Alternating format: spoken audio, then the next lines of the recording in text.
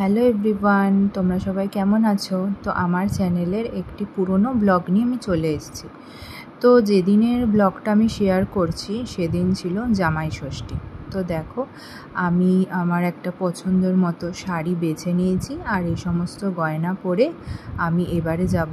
তো আগের বার মানে আমার প্রথম জামাই ষষ্ঠীতে আমরা সবাই আমার ফ্যামিলি মিলে পুরী ঘুরতে গেছিলাম, তাই অনুষ্ঠানটা পরে করা হয়েছিল। তো এবারে দেখো আমরা দুজনে সাজুগুজু করে চলে এসেছি মায়ের কাছে।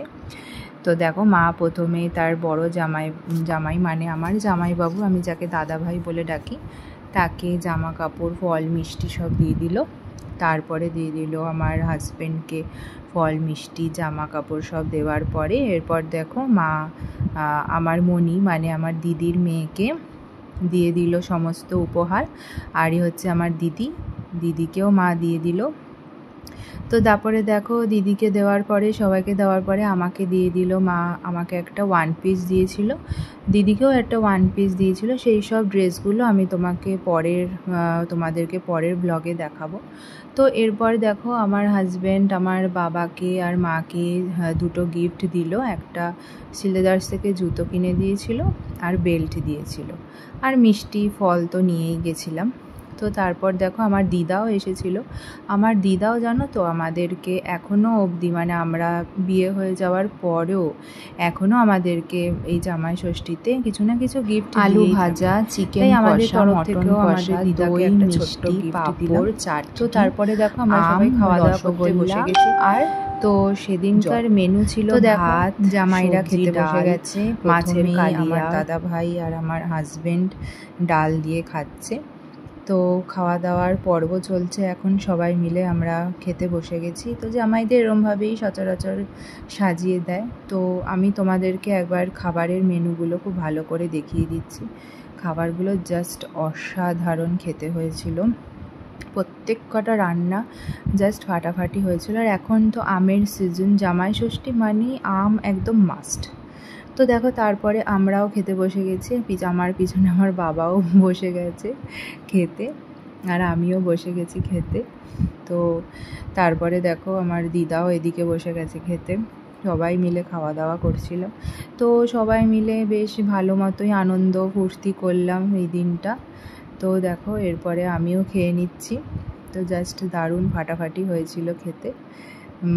এবার খাওয়া দাওয়ার পর্ব শেষ করে আমরা সবাই কলা পাতাতেই খেয়েছিলাম, সবাই মিলে একটা বেশ অনুষ্ঠান বাড়ির মতোই মনে হচ্ছিল। তো দেখো আমাদের লুকসটা আমি তোমাদেরকে সবাইকে দেখাচ্ছি। তো দেখো এরমভাবে আমরা সাজুগুজু করে, আর আমি যে ড্রেসটা পরেছিলাম মানে শাড়িটা পরেছিলাম সেটা আমার বিয়ের সময় আমার ভাত কাপড়ের সময় আমার শ্বশুর বাড়ি থেকে দেওয়া হয়েছিল। তো শাড়িটা ছিল পিঙ্ক কালারে, হালকা পিঙ্ক কালারের শাড়ি আর বেনারসি টাইপের শাড়িটা ছিল। তো আর দেখো আমরা ভিডিও করছিলাম বলে আমার দিদির মেয়েটাও বললো যে আমারও একটা ভিডিও করে দে। তো বাচ্চা মেয়ে তাই ওর একটা ভিডিও করে দিলাম। তো তারপরে দেখো আমাদের খাওয়া দাওয়া সব কমপ্লিট হয়ে যাওয়ার পর এখানে আমার দিদির মেয়ে এখন নতুন নাচ শিখছে। তো সেজন্য ও বললো যে একটা গান চালিয়ে দে, আমি তাহলে নাচটা দেখাবো।